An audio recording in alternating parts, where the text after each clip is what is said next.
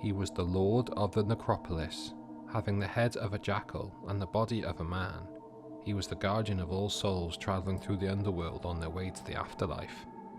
And upon his scales, every ancient Egyptian would discover if they would live forever or be consumed by a terrifying beast. Today, on The Ancient Egyptian, we take a look at the origins and the role of the god of death.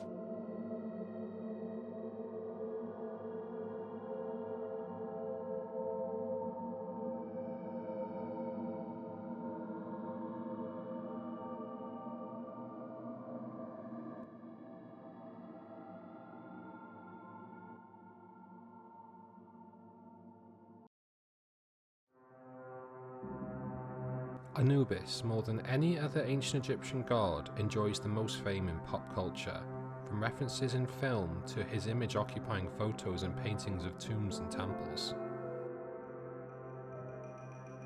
So why is this? Firstly, it is our 21st century interest in mummies, tombs and the monumental buildings, but these all have a common theme: death. And that leads us to the second reason. Death in ancient Egypt, or more precisely the preparation for death, dominated life. Every ancient Egyptian planned for the afterlife, whether it be building monuments or saving over a lifetime to pay for mummification and a tomb. And when death came, they all, from the richest pharaoh to the humble farmer, came face to face with the same god, Anubis. So making a good impression to the god that will guide them through the underworld began early in their formative years. To begin to understand Anubis's origins, we need to look at Egypt's geography. Egyptian civilization began with not one but two kingdoms along the Nile with distinctly different cultures. The worship and reverence of Anubis began in the cities of Asyut and Saka, or Sinopolis in Greek, in the south known as Upper Egypt. To clear up any confusion, the reason why Upper Egypt got its name is because the Nile River flowed from south to north. As every city was on the Nile, if you asked for directions, an ancient Egyptian would respond upriver or low river, hence the kingdoms Upper and Lower Egypt. More specifically, Upper Egypt was entirely a long valley. The Nile flowed in the middle, flanked by marshland and farms. These were overlooked by cliffs holding back the desert from east and west. Around the cliffs in the west, the first Egyptians buried their dead nearest to where Ra descended into the underworld, imitating a journey where the deceased would be reborn. But very quickly, the cemeteries attracted a new kind of visitor. Jackals, scavenging for food amongst the buried corpses. The ancient Egyptians began to associate this animal with death and revered them, praying they would not molest the graves of their ancestors.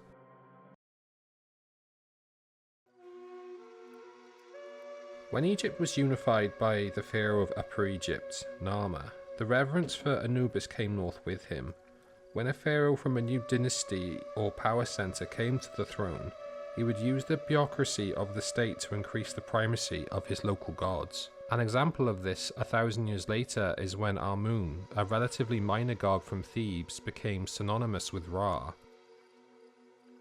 forming the deity Amun-Ra, who would dominate the new kingdom.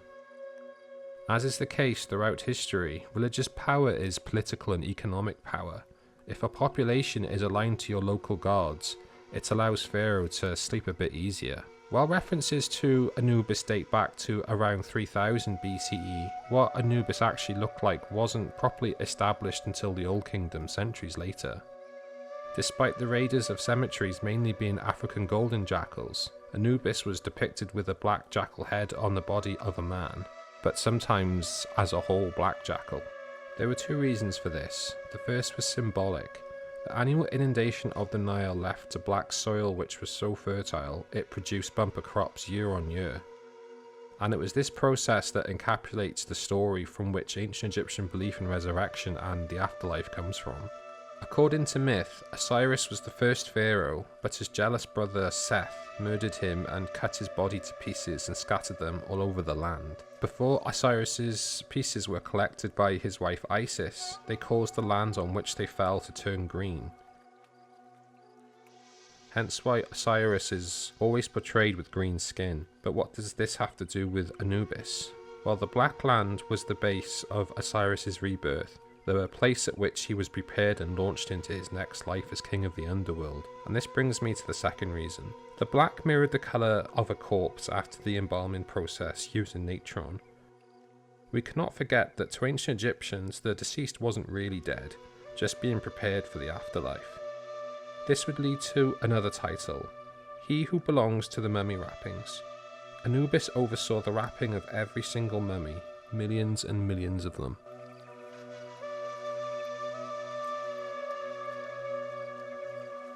Aside from his colour, Anubis would be portrayed as holding an ankh, which symbolised life and also Egypt.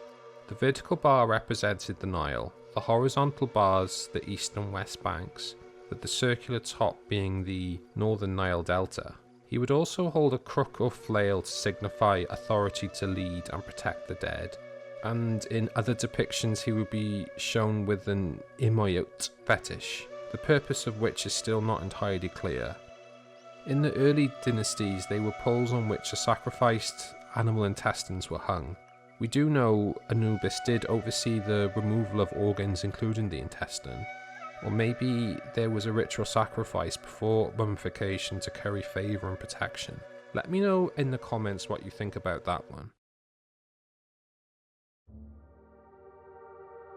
This part of Anubis' story would win an Oscar if it was ever dramatised. Remember earlier in the video when I talked about location and a belief migrating to new observance? Well, the appearance of Anubis changed and morphed depending on who you asked and when.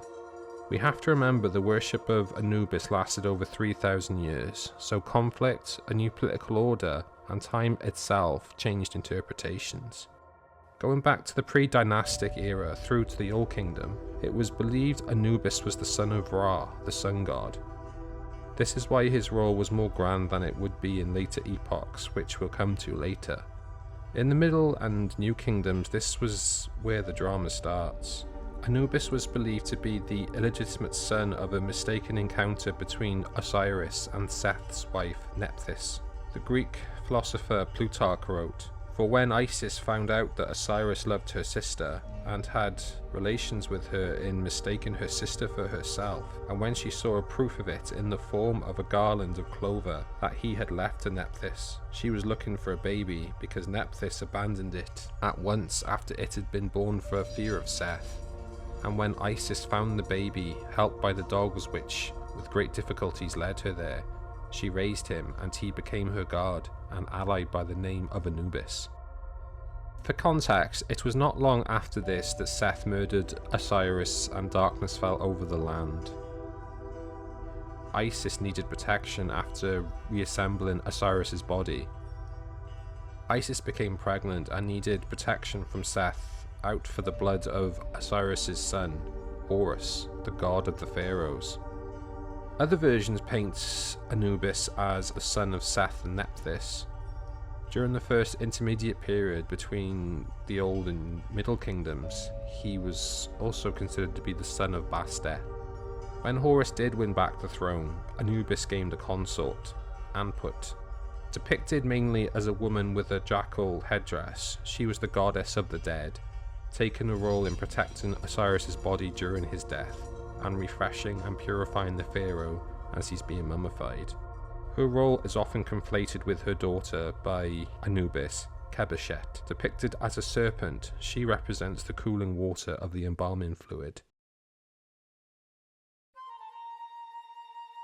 The cult of Anubis was at its strongest during the Old Kingdom. At this time he was seen as the god of the underworld and judge of the dead, not Osiris as would happen later. Prayers written on tomb walls were addressed to Anubis to protect the deceased on their way to the afterlife. It was at this time his cult established itself at the royal necropolis of Saqqara, in proximity to the royal city of Memphis. the Anubi ion would wrap the mummies of pharaohs and nobles. Underneath, a vast series of catacombs have been discovered containing the mummies of sacrificed jackals. As the Middle and New Kingdoms emerged, the authority of Anubis declined.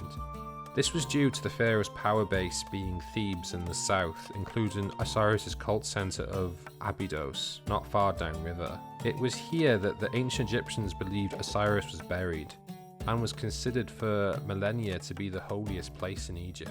His mythical status as the father of Horus added great legitimacy to the royal house. What this meant for Anubis is that he would become the chief of the divine pavilion, the embalmer, and the creator of the first mummy, his possible father Osiris. He too would be the lord of the sacred land, protecting tombs and the dead. The most dramatic of which is contained in the Jumelak papyrus.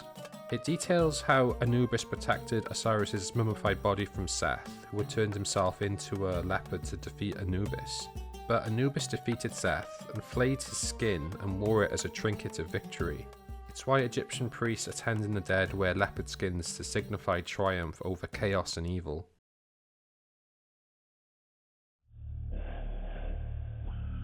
Anubis would be present at all times in the mortuary.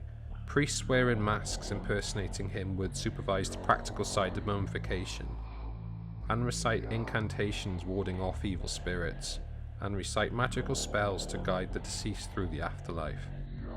After mummification, there was the opening of the mouth ceremony.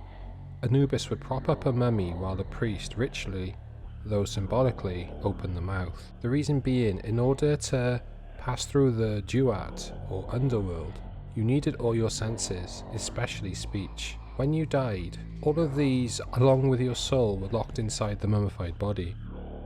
The dead would have to clear many gates in the Underworld, and Anubis' help was crucial in knowing how to answer the riddles each god asked. It is from the Book of the Dead that we find out what Anubis' final task would be. In the most crucial of all tests, for every ancient Egyptian, it was upon Anubis' scales where their heart would be weighed. This is the moment the entire life of an ancient Egyptian would be geared towards. On one scale would be placed the deceased heart. On the other, a feather from the goddess Mart. Her feather was a symbol of balance and truth, virtues by which Egyptians were supposed to live their lives by. The heart had to balance with the feather in order to pass into the afterlife. If the heart was too heavy with sin, the deceased would be fed to the beast Amit, and they would cease to exist. Anubis read the scales, and his judgment on balance was final, accepted by Osiris and 42 gods who oversaw the ceremony.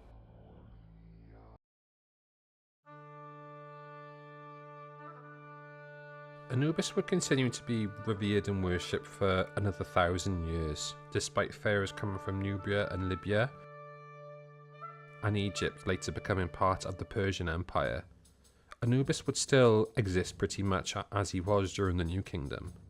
It was when Alexander the Great annexed Egypt in 332 BCE that an evolution, or some might say a merger, happened to the Egyptian pantheon. Anubis, along with other gods and goddesses, began to be associated with Greek deities of similar functions. This is known by the Latin phrase interpretatio Graeca, a reimagining of Egyptian gods as Greek ones. In the case of Anubis, he would be made synonymous with Hermes. Hermes was the messenger of the Greek gods, and was able to move freely between the mortal and divine worlds. He was known as a psychopomp, that is, a guide to souls to the underworld after death, and a protector of travellers. Notice any crossover with Anubis? Our source for the creation of Hermanubis is the Greek magical papyri, written between the late Ptolemaic era and the late Roman era.